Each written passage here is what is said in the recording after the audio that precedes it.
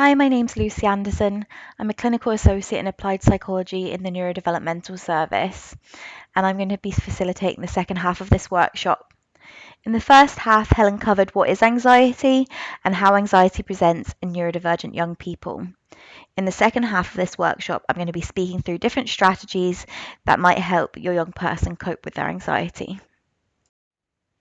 Some things to consider before thinking about what strategies might be best appropriate for your child is their level of language. Are they non-verbal, non-speaking, or speaking? A non-verbal young person cannot understand language that other people use, so they might really struggle understanding and following instructions, and they also don't use language to communicate. They might use other non-verbal means, such as leading you by hand to what they want, or giving you things that they need help with. For example, if they needed a packet of crisps open, they might give this to you. They might also communicate through their behaviour and through different sounds. They might have some sounds that they express when they're really happy and some ones that indicate that they're distressed. They might also communicate through their behaviour. For example, if a young person was finding that their clothes were really uncomfortable, they might take their clothes off. For a non-verbal young person, they're usually really reliant on the people that support them, sort of understand and interpret their behaviour and what it might mean. For a non-speaking young person, they typically understand language, but they don't use speech to communicate, and they might be situationally mute in some environments where they're particularly anxious. They might use other forms of communication such as Makaton, or they might write down what they want to communicate. And then we have speaking young people, which are people that understand and use language to communicate. And within people who speak, there can be a huge variation in their understanding of language, so it's really important to bear this in mind. It's also important to think about their development. So what age is your child at the moment? Because there's going to be some strategies that are much better suited to younger children and some that are much better suited to older children who have a bit more understanding of their emotions and feelings. And also, is their learning on track in comparison to their peers? Is their developmental age the same as their chronological age? Or are they developmentally a bit younger than their chronological age? Young people with an intellectual disability might need different strategies to a young person that doesn't have an intellectual disability. So it's important to bear in mind what your child can understand when thinking about what strategies would work best for them. Other things you might want to consider are that children with neurodevelopmental conditions are much more likely to experience anxieties in their day-to-day life compared with their neurotypical peers. So if your child has autism, ADHD, fetal alcohol spectrum disorder, developmental coordination disorder, or intellectual disability, then they might be much more likely to be anxious than a young person that doesn't have any neurodevelopmental condition. And it's also important to bear in mind that if they have multiple conditions, that this is associated with a higher prevalence and severity of anxiety. So they might be more likely to have anxiety, and the anxiety symptoms might be worse for them. Anxiety presents really differently depending on a child's age, gender, and development. So in younger children, we often see that they have greater separation anxiety. You might have found that when you were taking a child to nursery or they were starting primary school, that they really found it hard to separate from you to go into that classroom or that environment. Or they might have had some OCD-like behaviours. They might have some quite ritualistic behaviours that they needed to follow through on. And older children, we often see them struggling with more social anxiety. And this is likely because as they get older, they start to become a bit more aware about social expectations, rules, and they become more concerned with fitting in. So they're more likely to experience social anxiety. It can be really hard to know how to respond when your child is anxious.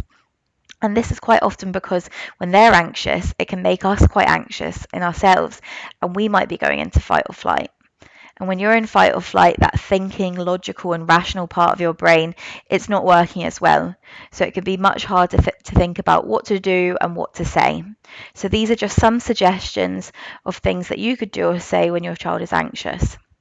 So the first one would be reducing verbal interaction. So often neurodivergent young people process verbal information differently.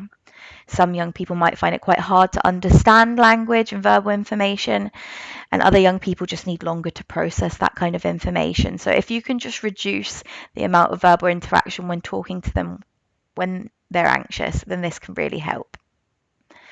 When talking, use a softer, gentle voice. It's really important to try and portray that you're calm, because this can be quite a good method of co-regulation and helping them become calm too.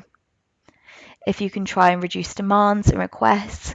Quite often when our children are anxious, we ask them lots of questions because we're trying to get to the bottom of finding out why are they anxious, what is going on for them right now, how are they feeling. But actually this can be a huge demand on them, and if they can't think clearly anyway, it might be even harder for them to come up with a response and to answer your question. Other demands might be like asking them to do things when they're really anxious. So if somebody's in a really heightened state of anxiety, they might really struggle to do certain tasks like completing homework or tidying their room or following instructions. And that's because they're in fight or flight. So as I say, that thinking part of their brain shut down, and it makes it much harder to do tasks that use their executive functions and their ability to sort of plan, organize and problem solve. So if you can reduce the number of demands you give them when they're in a heightened state, that might also help. Try not to make direct eye contact. So quite often autistic young people really don't like eye contact, so this might make them quite uncomfortable. And maintain a calm facial expression and avoid having a confrontational posture. Avoid touch unless the young person wants physical affection. Some young people really love deep pressure, so they really like deep, tight hugs, but other young people really don't like it. It can sometimes be our automatic response to want to hug somebody that's upset, but actually if they don't really like touch, then that might make them feel worse. Managing the sensory environment is really important. So, for example, if you're out in public and you're in quite a busy and noisy place, could you move to a quieter place until they can calm down?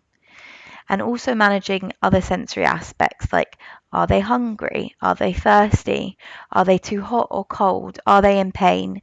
If you can manage what's going on around them but also internally within them, then that can help them to feel a bit better.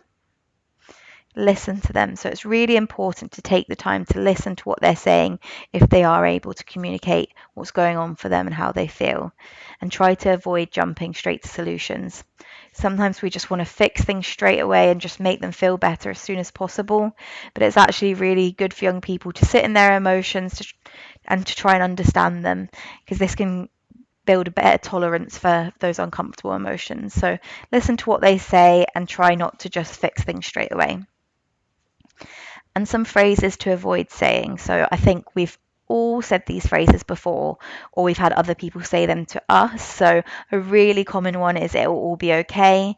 And I know in that moment when you're saying that, you're just trying to make them feel a bit better, but unless you can 100% guarantee it will all be okay, then that might not make them feel any better, and it might not be reassuring for them. A lot of kids have it worse than you. Using this sort of comparison can make people feel a lot of shame and guilt around their emotions, so if you can avoid saying that.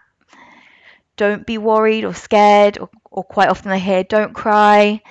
It's really easy to say, but it can reinforce that those negative or those more difficult emotions or big emotions, that they're not okay, and that actually that young people should be hiding them, and we don't want to reinforce that. So try not to say don't be worried or scared, as it might make them think that they're only okay to show sort of more positive, happy, calm emotions. And try avoid saying get on with it. They might be trying really hard to get on with it, but they might be really struggling to regulate their emotions, and saying get on with it can put a lot of pressure on the young person to pretend like everything's okay. So here are some helpful sort of phrases that you can say when your child's anxious. So I love you and I'm here for you. This can be helpful because it's really reassuring and shows them that it's okay for them to come to you for support. Thanks so much for telling me how you feel. This can be useful because often when we praise behaviour, it reinforces behaviour. So if there's a behaviour you want to see and you want your child to be doing more, if you can praise it, they're more likely to do that behaviour again. So that will help them know that, it's a good thing that they've come to you to speak about how they feel. And hopefully they'll come speak to you again next time they're feeling that way. It's okay and normal to feel worried and scared. So this helps normalize big emotions. It makes them feel less alone. You can even say, that you have also experienced feeling worried or scared or nervous. And this makes them feel like, they're not struggling by themselves. I can hear and see that doing blank is really difficult or hard. This validates their experience. Is there anything I can do to help? So this might be something that you could say if you have a teenager. They might have certain preferences about how you respond to their anxiety. So asking them this question might help you understand them better and meet their needs better. They might really struggle with this question if they're in fight or flight, so it might be something better to have a discussion about when they've calmed down. I'm so proud of you for facing your fears. You're so brave. Again, this praise sort of reinforces their behavior. So if you want them to keep facing their fears, if you can praise them, it might make them more motivated to do it again. And is there anything you can do to feel better? So this is you helping your young person to problem solve and think of different things that might help. If they cannot think of a coping skill because they might be too overwhelmed, you could offer them different choices. So you could suggest, do you want to listen to some music or play a game? And if they are a bit younger, primary school age, you might be better sort of offering them different choices as well and seeing what they want to do, as they might struggle to think of something themselves. But these are just some different ways that you can respond to anxiety. You're human, you'll make mistakes. Sometimes you won't respond to anxiety perfectly, and it's really important to be kind to yourself and not beat yourself up if you do say any of those phrases that we've said to avoid. But these are some different, a bit of a script that you can use for responding to anxiety. When your child is calm after they've experienced anxiety, it can be helpful to talk through what happened. And the reason why this can be helpful is the more we talk about emotions, the greater emotional literacy that we build. So it becomes easier for them to sort of think about how they were maybe thinking and feeling, reflect on it, and think about maybe what they could do next time. So talk through what happened, what situation they were in, if they can identify what maybe triggered their anxiety, and help them identify their emotions, any thoughts running through their head, how they behave. So, what did they do? What action did they take? And their physical sensations. So, where did they feel anxiety in their body? And encourage them to practice their coping skills. Some neurodivergent young people might find it quite hard to identify their feelings if they struggle with alexithymia. And they also might find it quite hard to identify their physical sensations if they have interoceptive issues. This can get a bit better with practice, but they might always find it quite tricky. So that's something to bear in mind. In terms of communicating feelings, this can be really hard for people when they're in a really heightened state of anxiety, especially if they struggle with alexithymia. So, creating sort of a simplified way of communicating it can make it a bit easier in the moment. So, this is just one example of how you could do it as a traffic light. So, if your child was in the red zone, they might be feeling really bad. So, this would represent really strong emotions. So, things like anger, feeling panicked, scared, frightened, when they're in a meltdown or when they're in a shutdown. Emotions in the amber zone might be like they're feeling bad but not awful. So, it might be like anxious, annoyed, frustrated, or uncomfortable. And emotions in the green zone would be when they're feeling good. So they'll be happy, excited, joyful, or calm. And this just makes it a bit easier for them to explain. So because quite often neurodivergent young people, they know they're really not feeling good, but they might not be able to identify specific emotions. So the traffic light could be used in different situations. So maybe they've gotten home from school and they're quite dysregulated. Or maybe you could have a wee visual traffic light on their door and they could put that they're in the red zone or they're in the amber zone. And that way you can also discuss in advance, what different strategies might be helpful for different zones and how they would like you to respond. Or alternatively, if you were at a party, for example, you could use it as a bit of a code word. They could come up to you and they could say, I'm in the amber zone, and that way they're communicating to you how they feel. So this could just be one way that young people can communicate their emotions. It doesn't have to be a traffic light. You can get creative and think of different things that might resonate more with them, whether that's animals or different characters from different TV shows, whatever way that they think will be easier for them to communicate how they're feeling. One really useful strategy are breathing exercises. So breathing exercises work by slowing down your breathing and your heart rate and reducing the amount of CO2 in your body, helping to take you out of fight or flight. So they can do this by trying to breathe into your tummy rather than your chest, and it's really important that they exhale for longer than you inhale. I think breathing exercise is something that everybody knows about, but not everybody practices and does. And it's a bit like practicing anything. When you first do it, it might not work that well and you might not be that good at it. But if you start to practice it all the time, it will become a lot more natural and a lot easier. When you're starting a new coping skill, it's really important to practice it when you're calm, because if you can practice it when you're calm, you get really good at it and it makes it a lot easier to use when you're in that heightened state of anxiety and you can't think straight. So that's something to really bear in mind when taking on different breathing exercises. If I had a younger child, I would advise, making it fun with different things like windmills or bubbles, or you can talk to them about imagining blowing out candles on a birthday cake. If it was a teenager, I might teach them different breathing exercises and maybe ask them to think of a song that they find really relaxing, and could they put that song on and practice breathing exercises for the duration of that song. So different breathing exercises might work for different ages. So this is one common breathing exercise that people find really useful. It's called box breathing, but there's lots of different breathing exercises that will work. Another strategy is muscle relaxation. So when you're in fight or flight, our muscles become really tense.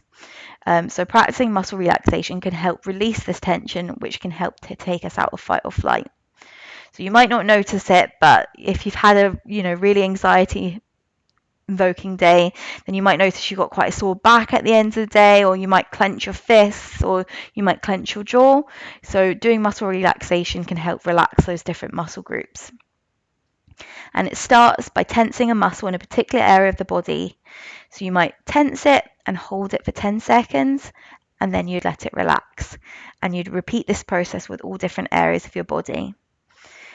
It often helps if you start with a bit of calm breathing, and then you could move to your hands, arms and shoulders, face, tummy, feet, and then finish with calm breathing again. There's lots of great videos on YouTube you'll be able to find that show different muscle relaxations that you can follow through. So this can be a really helpful strategy for some people. Exercise is so important when it comes to anxiety. So exercise reduces the levels of the body's stress hormones, adrenaline and cortisol. So it can help burn off some of those hormones.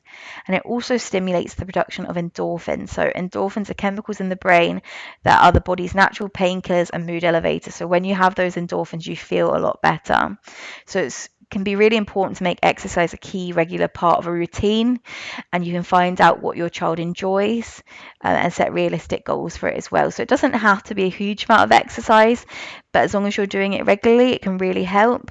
So at least 20 minutes multiple times a week can improve overall well-being, and 20 minutes on high anxiety days can also really help to reduce anxiety as well. So if there's a sport that they really like, could they join a club to do that, or do that at home? Could they go on a walk with the dog?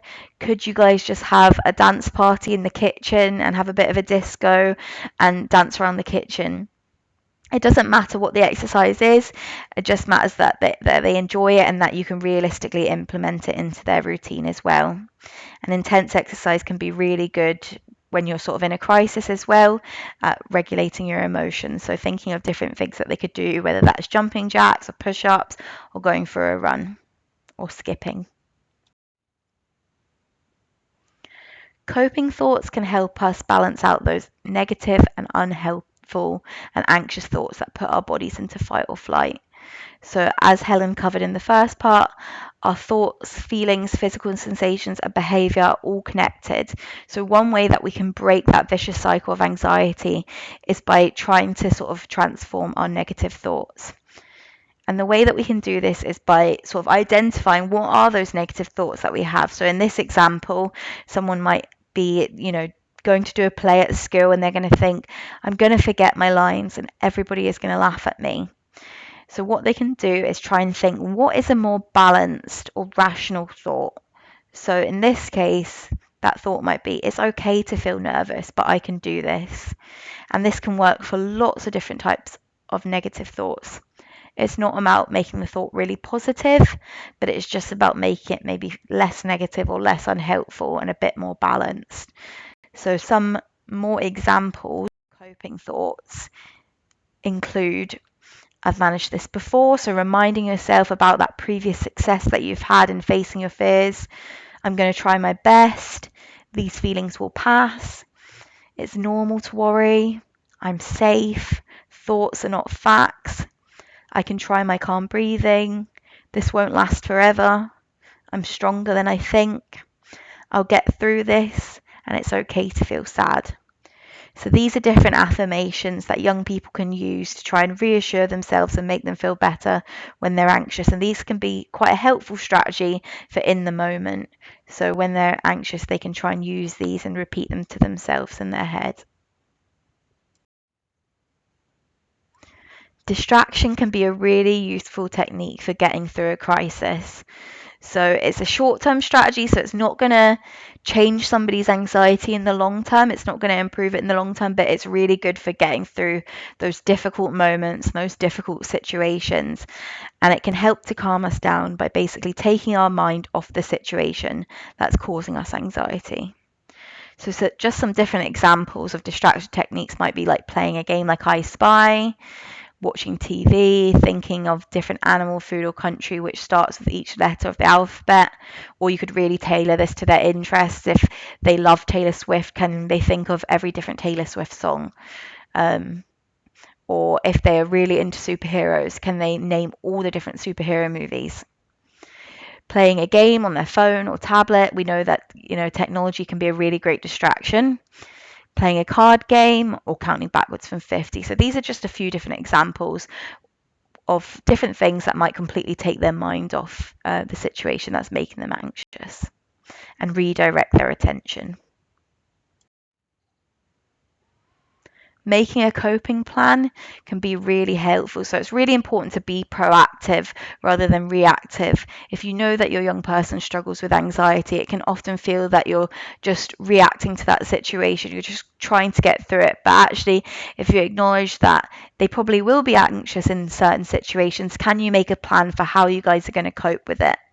So with a coping plan, what we would do is you'd sit down with your young person, or they could do this by themselves, and think about what they're going to do before, during, and after an event or situation that makes them feel quite anxious.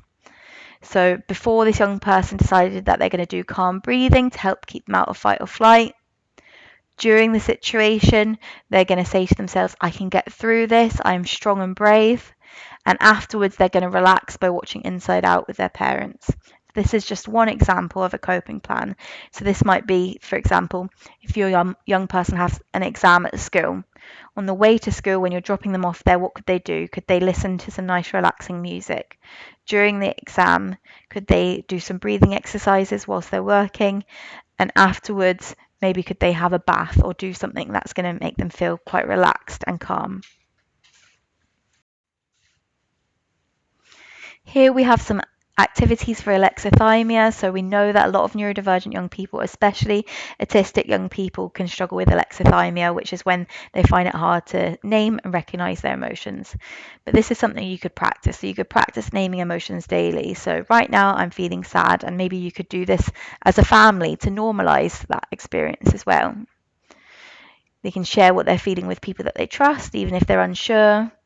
They could practice labeling the emotions that they see in books, movies, or TV shows. So if you're watching something as a family, could you guys take turns and make it into a bit of game of practicing labeling and naming the emotions that they see in the different characters? And could you use different visual tools? So you could like color code, draw, use metaphors to represent different emotions if words feel too difficult. So emotions might be like weathers. So when it's raining, that might be when they're sad. When it's sunny, they might be happy. When it's windy, they might be angry. Or animals or colors. So these are different activities that might help with alexithymia. Here's some different interoception activities. So one thing you can do is a body scan. which was when you'd ask your young person to sit or lie down, and they would move their attention through their body from head to toe. And they would think about what sensations they feel and notice. And this just helps them to tune into to more of those internal body sensations. Journaling, diaries, and charts can be really helpful as well. So when they're feeling anxious, can they write or draw what they feel in their body and where they feel it? And again, this just helps them to tune in more. And exercise can be great for that too, because when we exercise, we get lots of different physical symptoms. So it can help them practice, okay, what are they feeling after they've just done 50-star jumps? Are they feeling quite sweaty? Is their heart racing? And it can help them to tune into something that's not related to their anxiety, which then might make it easier to figure out what physical sensations they're having when they are anxious. Some strategies for regulating the senses. So if the environment's too bright, can you dim the lights? Could they put sunglasses on? Could they use lamps and fairy lights instead of the main lights? If an environment's too noisy, could they put in earplugs or loop headphones or ear defenders? Could they go somewhere quieter? And could they tune it out with music or a podcast? If they're too hot and sweaty, could they put on something cooler? Use a fan, have a cold shower, or splash their face with cold water. If they're too cold, could they put on something warmer, get a blanket or hot water bottle, or have a warm bath or shower? If their clothes are too tight or scratchy, could they change and something more comfy? If they're hungry or thirsty, could they have a snack or get a drink? If they're tired, could they have a nap or lie down or have an early night? So different things to regulate the senses. It seems really obvious, but if they struggle to sort of tune into those body sensations, it might be harder for them, and they might be more reliant on other people sort of noticing the patterns in their behavior of, oh, I think they're probably too warm right now, or I think maybe it's noisy and that's why they're struggling with their anxiety. Some other strategies to regulate the senses would be having a calming space they can regulate. So this would typically be in their bedroom. So, can they have access to sort of lower lighting, soft blankets, fidget toys, headphones maybe, or a device where they could watch or listening to calming music, and also things that smell nice as well. For on the go, one thing that can be really useful is a sensory toolkit. So what you can do for this is just get a pencil case or a makeup bag, and you can put different things in it that they can use on the go to regulate their senses. So this might be like a fidget toy, sweets, which they can suck on and they can think about the different flavors or how it feels, headphones to sort of regulate noise, and could be like a hand cream or perfume or a tissue sprayed with like maybe one of your perfumes if that's something that will remind them of you and make them feel comforted. Could have an eye mask and a fan. So different ideas of things that they could easily carry with them on the go to help them regulate their senses when they're away from home. And also deep pressure activities. So things like weighted blankets, firm hugs, being wrapped in a blanket, pushing against a wall, doing wall sits, push-ups, massage and foam rolling. All of these deep pressure activities can be really relaxing for young people. One thing to be mindful of is the weight of the weighted blanket, and there's different regulations on that. So make sure that you're looking up what weighted blanket would be suitable for the weight of your child, and weighted blanket shouldn't be used overnight. So that's just something to bear in mind about them. Exposure. So exposure ladders are used to help young people face their fears in a safe way. And these steps should be made with the young person deciding the steps. The steps should be really gradual, and often exposure does not work for sensory sensitivities. So I wouldn't be making an exposure ladder for things like loud noise, because your young person might always find that uncomfortable, and isn't something that's going to go away with exposure. So an example of what you could use exposure for would be things like separation anxiety, sort of social anxiety, different things like that, where they can practice over time, and the fear should reduce over time. So for this young person in this example, the goal is to sleep in their own bed without mum by the Easter holidays. So what they'd do is that you'd break down that into lots of small manageable steps, and you'd rate the steps from the easiest to the hardest, and you'd start off with the easiest step. So in this example, the easiest step is to lie in my own bed with mum for 30 minutes before bed. but then go back to sleeping in mum's bed. And this would just to be getting the young person to be used to being their own bedroom if they really struggle to separate from mum at night. The next step on that ladder would be to sleep in their own bed with mum at the weekend. So transitioning from sleeping in mum's bedroom to sleeping in their own bedroom, but still having the comfort of mum there. Then that would move up to sleeping in their own bed with mum every day. So then getting really, really used to sleeping in their own bedroom. The next one would be sleep in my own bed with mum, sleeping in a separate blow-up bed on the weekends. So this would be sort of making it one step harder. So instead of mum sleeping in the bed with the young person, she would sleep on the floor, so that they had a bit more distance. And then this would be move up to doing that every day. After this, it might be moving up to sleeping in my own bed with mum in my room until I fall asleep on the weekends, and then mum could transition to her own bedroom. And then that might move into the step after that, being sleeping in their own bed with mum in my room every day until she falls asleep, and then mum can move into her own bedroom. So this is how you'd sort of break down the fear into small manageable steps.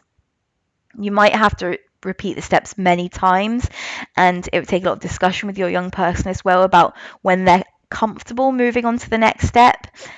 So you want to be getting really good practice at doing each step before you move on to the harder ones.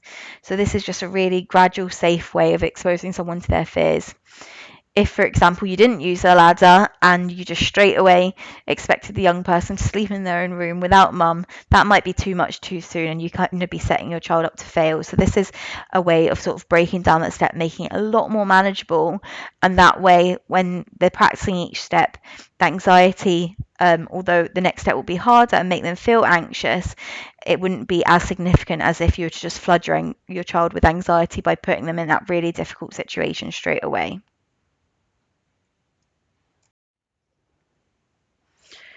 So one thing that is really important to bear in mind when it comes to coping skills is the list of possible coping skills is endless. So there's so many different things you could do, and we've only covered a small selection of them today. It's really about finding what works for your young person. What are they going to be motivated to do? How can you tailor it to their interests? And these are just some different tips to bear in mind in terms of getting a neurodivergent young person to be invested in the coping skills that you're teaching them. So the first star covers visual reminders. So we know that neurodivergent young people often struggle with their working memory. So if they struggle with that, can you externalize that information in some way? Can you make it visual so they're not having to hold that information in their brain and rely on their memory? Different ways you might do this might be having different symbols or pictures to remind them, for example, of the breathing exercises or of the progressive muscle relaxation. Would it be having a whiteboard in their bedroom so that they can tick off every day when they've done their coping skill? Or having a list where they could have different suggestions of different things they could try and they could tick them off? So different ways you can make it visual so it's easier for them to remember what to do. Make it part of their daily routine. So it's one of the most important things with coping skills is being consistent with them. So can you make it part of their daily routine so they can keep practicing it and get really good at it? Some people can find it really helpful if they tag it onto an existing habit that they already do. For example, if they're really good at remembering to brush their teeth every day, then can you tag it onto the end of that? So where they brush their teeth and then when they get into bed, they practice breathing exercises for 3 minutes. So think about what existing habits they have and if you could tag it onto that to make it easier to do. And making it fun. So can you align it to their interests and make it really motivating and rewarding to practice coping skills? So one way that I've done this in the past with different patients would be making a coping skills sort of lucky dip jar. And they can decorate the jar themselves and paint it and make it really fun and colourful and write down all their different ideas that they have for different coping skills, and every day pick one new idea from the coping skills jar that they want to try. Could they have a star chart where every day when they remember to practice a coping skill, they get a star on their star chart? And then this can lead to a bigger reward at the end of the week. Maybe they get to choose what movie the family's watching on Friday night, or they get to choose what to have for dinner on Saturday night, or they can pick like a small reward like a sweets or a magazine or something like that on the weekend. And could you tie it into their interests? So like I was sort of saying with the breathing exercises, could they make a playlist, of all different songs that they find relaxing, that they could practice different coping skills or exercise or progressive muscle relaxation too? So different ways to make it really fun and motivating so that they're more likely to implement and practice these skills. Thinking about parental self-care. So you cannot support your child if you're constantly in fight, flight, or freeze. So it's really important that you're finding time to look after yourself and manage your own anxiety as well. And children learn from watching their parents' behavior. So they will constantly be watching and learning from you every single day, and they will learn your good habits as well as your bad habits. So one really good habit that you can pass on to your children is practicing coping skills. So can you show them that you practice your own coping skills too? Can you model to them talking about emotions and make it really normal for them and just part of everyday life that at home we talk about how we feel? And can you face your own fears and show your child how brave that you are in situations that you find difficult? And this way that they can see that practicing coping skills and looking after yourself is a normal part of life and is something that we all do and something that's really positive and something important to get good at. It's okay to talk about emotions, and I think it's important to recognize, you wouldn't be telling your child in-depth detail about why you're really anxious, why you're really sad, but just you could model to them like, oh, mum's had a hard day at work today, she had to do a presentation, and I found that really difficult, and so tonight I'm really going to look after myself, and I'm going to have a nice bath to unwind, and I'm going to listen to my favorite music, and I'm going to have a bit of chocolate, and I'm going to take care of myself. So modeling to them that you look after yourself too. So parental self-care is essential, and it's an essential part of modeling to your child how to look after themselves as well. So that brings us to the end of our presentation today. So as you can see on the screen here, these are just some different apps and websites that provide different tools and resources for young people that might help them with anxiety management.